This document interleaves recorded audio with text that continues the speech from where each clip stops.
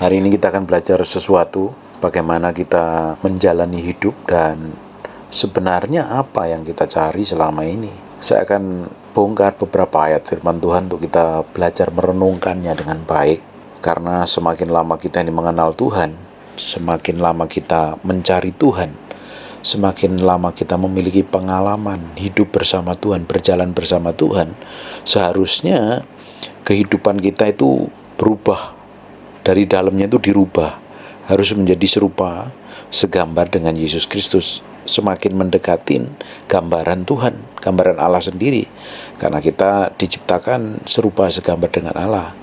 Tapi kalau semakin lama kehidupan kekristenan ini tidak pernah berubah, kalau semakin lama kekristenan kita ini sama terus dalam cara kita bersikap, ngadepin masalah, ngadepin tekanan, ngadepin persoalan hidup, dan reaksi kita ini seperti orang dunia, itu tandanya kehidupan kita itu tidak sesuai dengan apa yang Tuhan mau. Karena seharusnya semakin orang semakin mencintai Tuhan, semakin orang semakin mengasihi Tuhan, rajin beribadah, dia hidupnya semakin diubahkan. Tentunya dia semakin mengasihi pasangan hidupnya, mengasihi keluarga ya. Dan karena apa? Hatinya diubah dengan Tuhan. Kalau kita tidak mencari Tuhan sungguh-sungguh, kekristenan kita hanya secara agamawi, secara rutinitas yang kita lakukan, kehidupan kita ini tidak akan bernilai lagi. Sebab di Titus 2 ayat yang ke-12, Ia mendidik kita, Allah sendiri, Yesus sendiri mengajarin kita, Ia mendidik kita supaya ngapain? Supaya kita meninggalkan kefasikan. Fasik, orang fasik itu orang yang secara lahiriah beribadah, secara lahiriah datang ke gereja, beragama Kristen, melakukan rutinitas agama Kristen, tapi hatinya sebenarnya jauh daripada Tuhan. Jadi apa yang dilakukan itu berbeda dengan apa yang dihidupin, dan keinginan-keinginan duniawi. Dan supaya kita hidup bijaksana, adil, dan beribadah di dalam dunia sekarang ini, dengan menantikan penggenapan pengharapan kita yang penuh bahagia dengan pernyataan kemuliaan Allah yang maha besar dan juru selamat kita Yesus Kristus. Allah mendidik kita untuk kita meninggalkan kefasikan dan keinginan duniawi. Sebab keinginan duniawi ini akan lenyap. Dunia ini akan lenyap bersama keinginan-keinginannya. Jadi kekristenan kita ini harusnya yang benar-benar dikejar itu adalah Tuhan sendiri. Bukan berarti kita nggak punya keinginan, bukan nggak kerinduan, tapi Tuhan. Jadi apa yang dilakukan ini, apa yang kita lakukan, apa yang kita kerjakan, apa yang kita pikirkan, harusnya itu memikirkan yang Tuhan mau, bukan yang kita pinginin. Karena kita harusnya hidup dipimpin oleh Tuhan. Kita harus mematikan semua keinginan dunia. Saya pikir kalau kita mematikan keinginan duniawi, apakah kita nggak bekerja? Saya tetap bekerja. Baru beberapa hari ke depan saya mau buka bisnis baru, buka usaha baru malahan. Bukan berarti kita nggak bekerja loh. Saya setiap hari masih bekerja. Tapi kita bertanggung jawab dengan hati kita bertanggung jawab dengan hidup kita.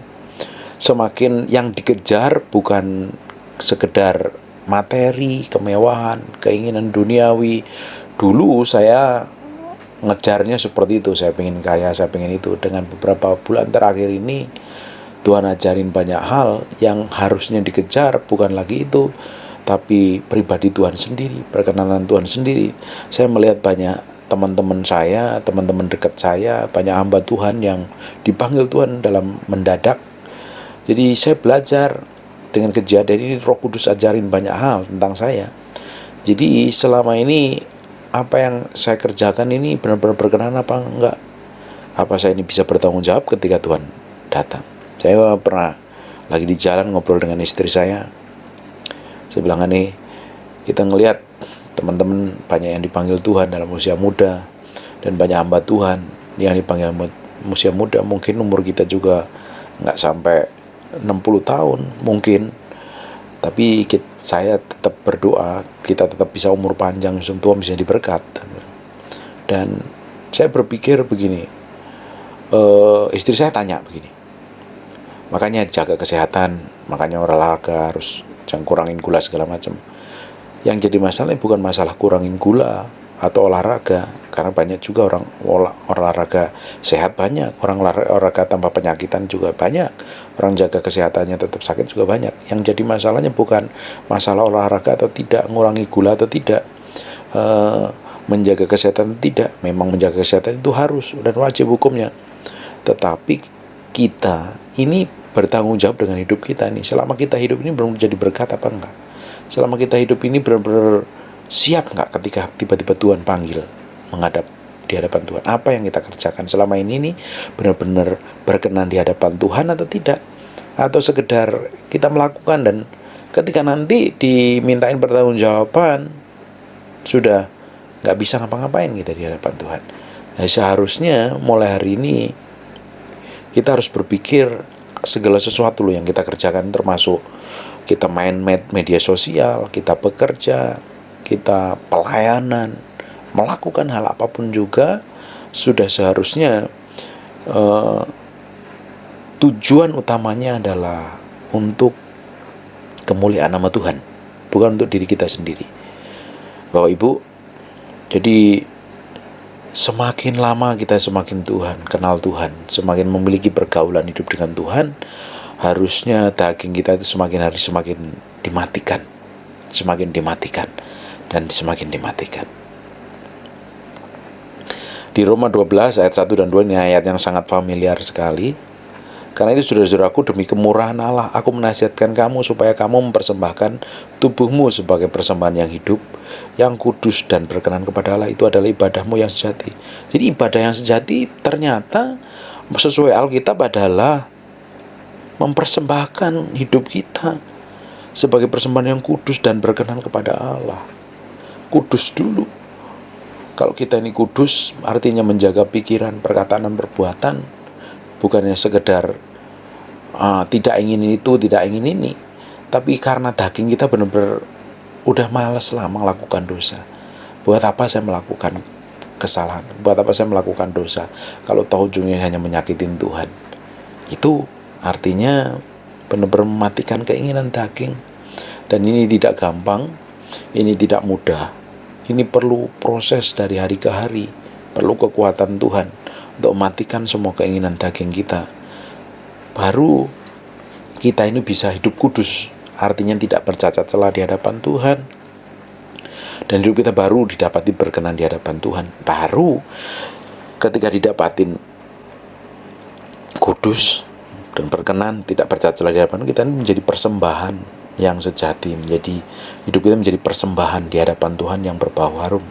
Dan itu baru bisa dinamakan ibadah yang sejati. Ibadah ternyata bukan sekedar rutinitas agama, bukan sekedar kita datang ke gereja, nyanyi sebentar, nyanyi lagu pelan, nyanyi lagu sorak-sorai, lagu pelan lagi, dengerin khotbah, kasih persembahan pulang. Ibadah tidak seperti itu. Ternyata ibadah adalah mempersembahkan hidup kita ini di hadapan Tuhan. Sebenarnya realitas kekristenan kita bukan sekedar ibadah hari Minggu. Realnya adalah setelah keluar dari gereja, kita praktek hidup hari-hari, itu bisa menyenangkan Tuhan atau tidak.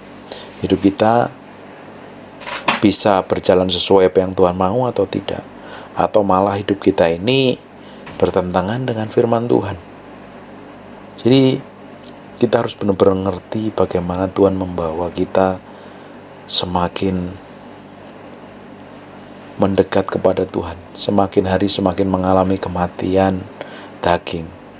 Dan saya percaya kekristenan yang sehat itu kalau semakin hari kita kenal Tuhan, semakin bergaul dengan Tuhan, daging kita itu pelan-pelan dimatikan.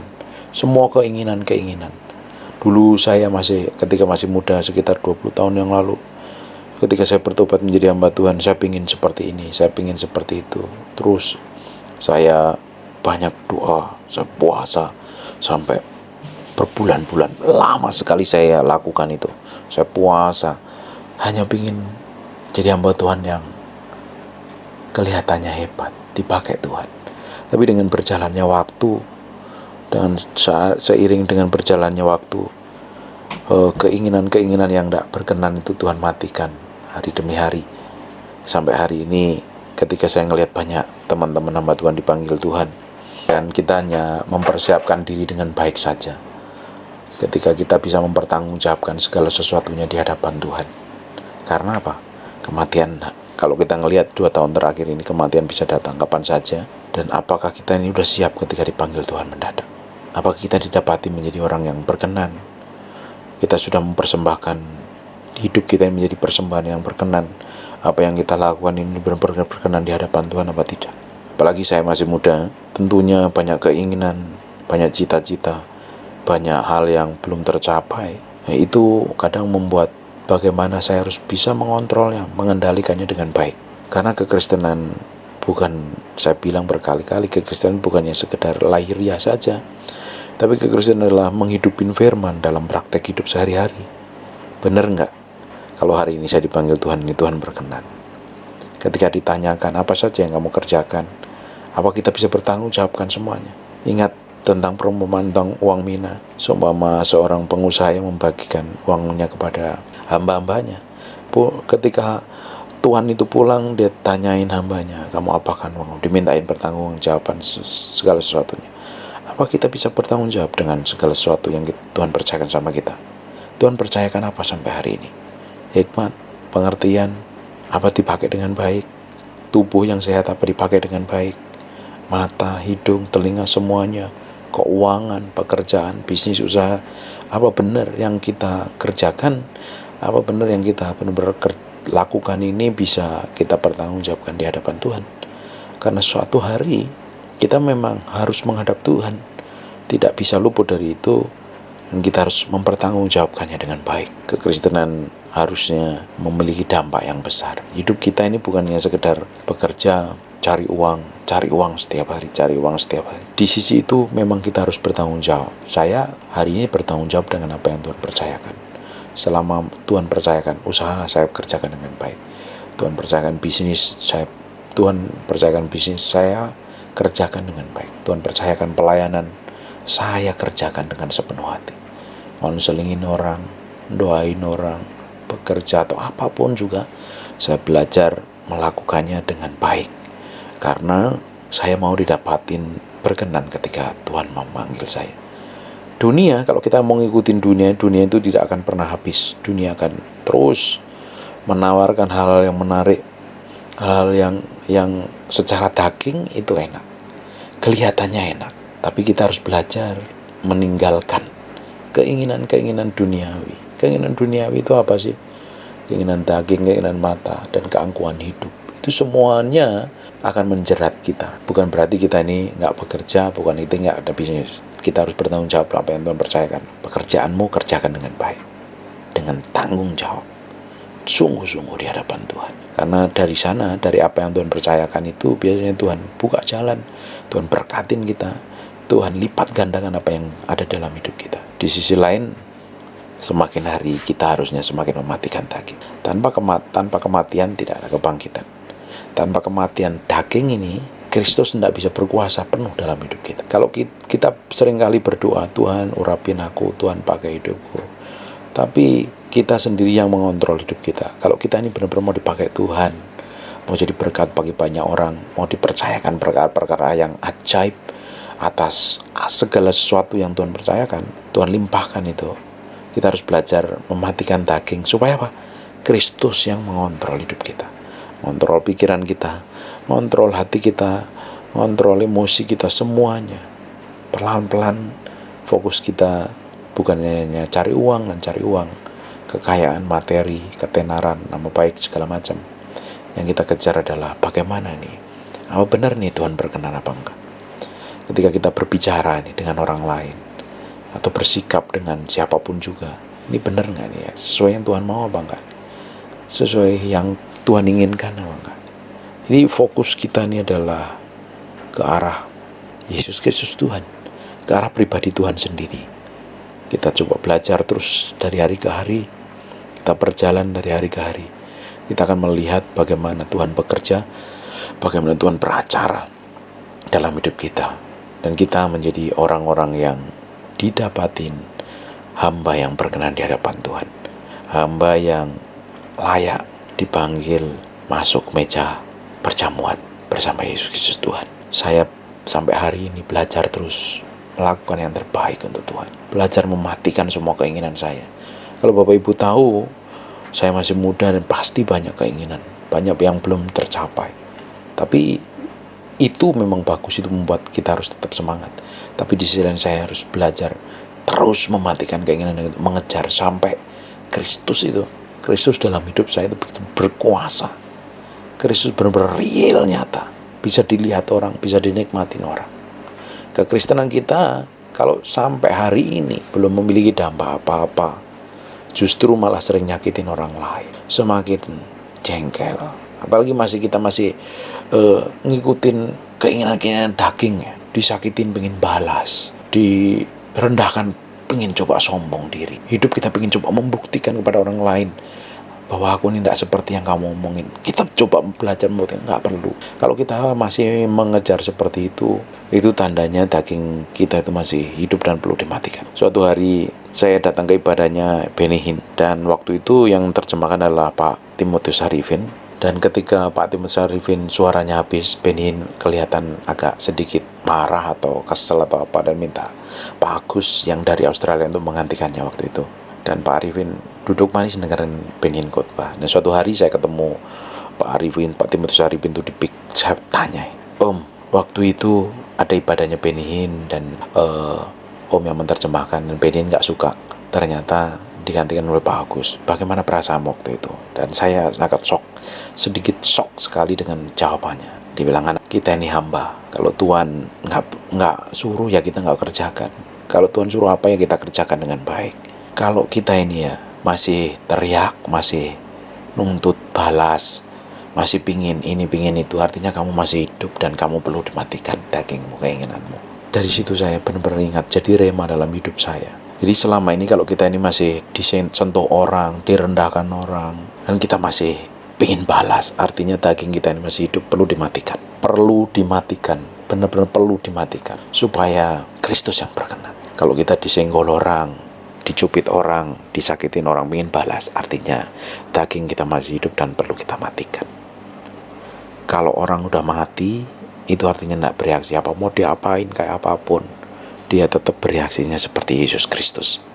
Siapa orang kencet, orang tekan, orang fitnah, orang tuduh, orang persalahkan atau apapun juga, fokusnya tetap bereaksi seperti Yesus. Harusnya kekristenan kita itu seperti itu. Ketika kekristenan itu seperti itu, kita akan didapati menjadi orang-orang yang bisa dipercayakan perkara-perkara yang ajaib dan besar. Kita bisa dipercayakan perkara-perkara yang luar biasa di masa yang akan datang. Dan tentunya kita bisa didapati menjadi hamba yang berkenan dan melakukan semuanya dan didapatin berkenan di hadapan Tuhan. Ia mendidik kita supaya kita meninggalkan kefasikan, yang munafik, ngomong rohani tapi kelakuannya jahat, ngomongnya firman Tuhan tapi sering nyakitin, ngomong pelayanan tapi hidupnya berantakan, kacau, ngomong selalu maunya menang sendiri, nyakitin, ketus, jahat, bela diri. Itu yang perlu dimatikan, keinginan duniawi, supaya kita hidup bijaksana, adil, dan beribadah di dalam dunia sekarang ini, dengan menantikan pengharapan kita yang penuh bahagia dan pernyataan kemuliaan Allah yang Maha Besar, Juru Selamat kita Yesus. Kita meninggalkan dunia, kita fokus menantikan kedatangan Tuhan. Bisa Tuhan datang jemput kita di awan-awan permai, bisa juga Tuhan jemput kita secara pribadi alias kita dipanggil. Kalau kita dipanggil Tuhan, artinya harusnya ya tugas kita di bumi ini udah selesai dan kita bisa menyerahkan dan kita bertanggung jawab sepenuhnya pada Tuhan.